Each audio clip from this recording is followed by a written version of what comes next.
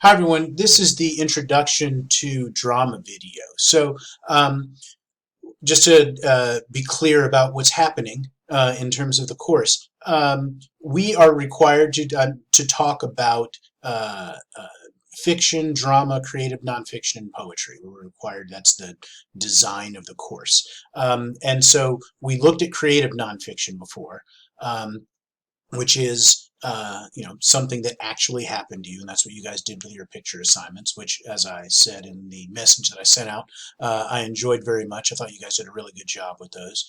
But now we're going to move on to thinking about how we create things that may not necessarily be true in both drama and fiction. They may not have actually happened, but they still might have some emotional truths to them, right? They still might make us feel in the way that true things that have happened to us make us feel, but it's just that we can kind of make up whatever we want, right? Whatever we can make up events that never occurred and use those to be able to get those ideas across. So that's what we're going to be looking at now. We're going to be looking at drama. Just to show you, I'm going to just show you how you can just navigate through here. So if you look on Blackboard, you see that you'll see September 21st through September 25th. When you click on that, you will see a part 1. There is a part 2 that's coming. As it says here, it's hidden from students. I can see it, and when later on in the week when I finish up some things in there, that I'm going to allow you to see it. But for now, you only need you're only going to be able to see part 1, which is fine because that's all you're going to need to be working on. So let me show you what we have here in part 1.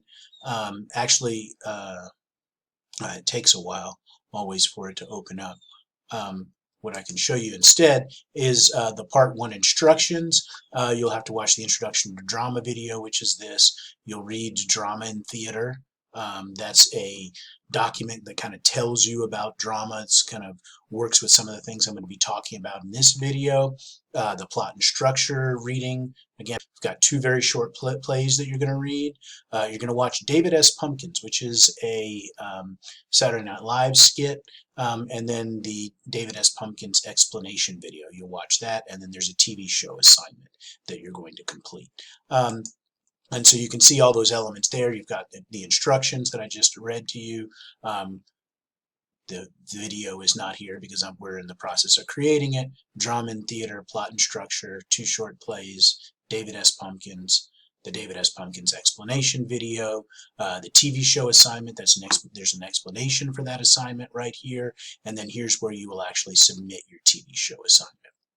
So let's just think about what we're talking about in terms of drama. Let's be clear about what that is. Usually this we have in here, this says drama and theater. That's one of the readings that you have, this thing called drama and theater. And so usually what happens when we're thinking about drama, we're thinking about things that you are going to actually see if you go to see a play. Sometimes you would have a play in school. Back when we met on campus, there would be plays on campus, and I would require students to go see plays on campus because I think it's important to actually go there and see that. New York City is, of course, the capital, the world capital for drama. I do have to watch out because I had a student from London who said, I think London is the capital for drama, but they can share that potentially. New York definitely is one of the leading places where you can go see drama, where you can go see plays. And we say drama, we usually think about that maybe as being serious potentially sometimes, but it can also be humorous, right? Drama can also be can also be funny. And what we're talking about there is just this idea of you're going into a theater, as it's mentioning down here, theater. You go into a theater and you watch people on stage acting something out. Some of us may not have actually seen a play in that format, but we've seen something similar, of course, when we're going to be watching TV. And in fact, in the assignment, as you say, I've got a TV assignment that you have there where I'm going to ask you to watch a television show and talk about it in the way that we talk about drama, because Television just came directly out of drama. In fact, it used to be a lot of TV shows were actually done in theaters in the same way that a play was, right? You would have a live studio audience, people would go and watch it. Now we usually only have live studio audiences for talk shows or something like that. But it used to be that you have a live studio audience for a comedy. People would go in and they would watch it like a play, and then it would be filmed and then it would be put on television. Now, when you have that laughter, it's not real people. It's a recording of laughter that they have, but that used to be real laughter. People used to actually be in there watching the show. And so TV very much comes out of drama, and there are definitely a lot of similarities that we have to that. Both TV and drama are going to have scripts. That is, we're going to have, when we write down what a TV show or a drama is, it's going to look something like this. We're going to have, one person speak, and then another person speaks. Here at the beginning, we may have a little bit of stage direction. Steve staggers on and collapses on a seat next to Bob, right? And then Steve speaks, Bob speaks, Steve speaks. And so when we get to writing our own plays, our own dramas, yours are going to look like this, okay? A little bit of stage direction, but then mainly you're going to have people talking. And you might say, well, just people talking is not very interesting. But realize what's going to make that interesting is we have to have some kind of a conflict. And the readings that we have for both drama and theater and plot and structure talk about that. But it's something on some level that you know from watching television and movies. TV and movies have got to have conflict. They've got to have some kind of a problem. Either we've got to have two people who are going to be arguing about something. We've got, standard drama things where we've got, police chasing some kind of a criminal somewhere, right? And that's a conflict, right? Because the criminal doesn't want to get caught and the police want to catch him, so they're conflicting somehow. And as the story moves on, that conflict escalates. And again, these are terms when you read the readings for this section that will come up. The conflict escalates. That is, the conflict is always going to get bigger and bigger, right? And so if we've got something where we've got, police are going to be chasing a bad guy.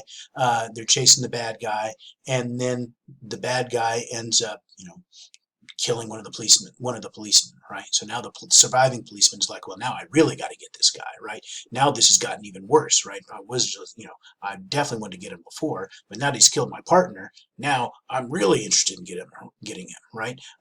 There's a lot more at stake here. And so the conflict keeps escalating, and then, then maybe the bad guy kidnaps a child. Well, now that gets even worse, right? Now, because now a child is in danger. We thought it was bad at first, but it keeps getting worse as we go through. And so that's the conflict escalating. That's important to keep in mind, because when you are going to be creating your plays, when you're writing your own dramas, you've got to keep that in mind. There's got to be a conflict fairly early on, and you've got to make that conflict escalate as we go through. Otherwise, we're not going to be interested. And again, you know this from movies and television. If you're going to watch, a superhero movie, the biggest battle in the superhero movie, when it comes. The biggest one comes at the end, right?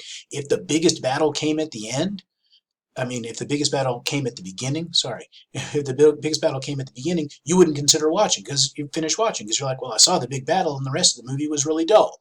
Okay. What keeps you watching is the fact that, oh, is it going to get any worse than this? Oh my gosh, I didn't realize it was going to get that bad. Now it's going to get worse and worse. Now the battles get bigger and bigger until we finally get to the biggest one. So keep that in mind, because that's what you need to be doing when you're going to be writing your own dramas. And by the way, this also is going to work for when we're going to be writing our own fiction. Where it's going to be doing the exact same thing. With this, when you look at these short plays, these are very short plays. You can see, in fact, the entire play on the screen. This is very short. And this is about two men and their wives are giving birth. He says here at the beginning, they don't tell you about the shit. They didn't tell me. Anyone tell you? And what that's referring to is the fact that sometimes when women give birth, they do in fact lose control of their bowels, and so you have that very messy situation that we have there. And so when he's talking about the shit, he is speaking very literally about that. And so they're talking about what's happening with their wives giving birth. And by the time we get to the end of the play, just a little bit longer, again, this isn't very long, just this line and this line, the play ends down here, very, very short. So when I said it's short, it's very short. By the time it ends down here, um, they're talking about something else, right? They're not just talking about their wives giving birth. There's something bigger that's going on in there about their marriages, and so see how that escalates through. Same thing here with the next one. We've got a couple in bed, and they're going to be about something that they're going to be seeing on television. And by the time we get to the end, they're not just talking about what they're seeing on TV. They're talking about their relationship. And so, how does that escalate? So look at that. You'll look at the David S. Pumpkins video, the Saturday Night Live video, which again is something that escalates in that same way, and I'll talk about that in the explanation video. And then for the television assignment, as I said, you'll choose a television show that you like. I've got an explanation in there specifically what to do, but you'll choose a TV show that you like and then write about it in a very specific way that helps you understand how this is working, right? Helps you understand how we introduce a conflict, escalate the conflict, and then wrap it all up at the end. So that's what we have for this part. Part two is going to be coming in just a bit, and you're going to actually start working on your own plays, but this is enough to get you going for part one.